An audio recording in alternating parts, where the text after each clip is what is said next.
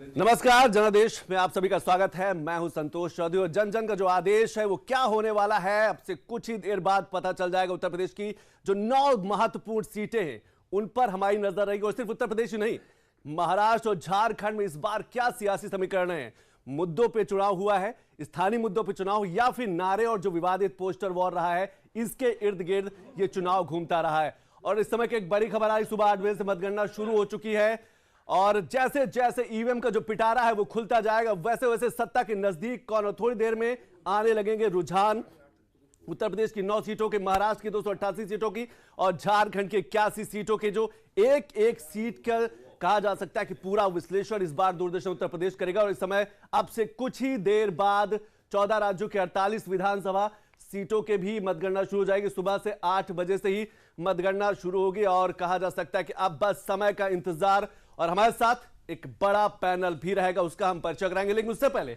एक बार हम आपको समझा देते कि हमारा जो भी आंकड़े आएंगे, चाहे उत्तर प्रदेश की 9 सीटों की बात हो, चाहे करहल की बात हो, चाहे कुंदरकी की बात हो, गाजियाबाद की हो, खैर की हो, मझवा की हो या फिर सीसामऊ की हो, कैसे हम दिखाएंगे। लेकिन उससे पहले ये एक बड़ा आंकड़ा आपको हम दिखा देते हैं कि पश्चिमी यूपी की 4 महत्वपूर्ण सीटें, पश्चिमी यूपी आप समझ सकते हैं, बदलता हुआ ये पश्चिमी यूपी है। गाजियाबाद एनसीआर से लगा हुआ, इसके बाद बात करें मीरापुर, ये गाजियाबाद, खैर, करहल, सीसामऊ।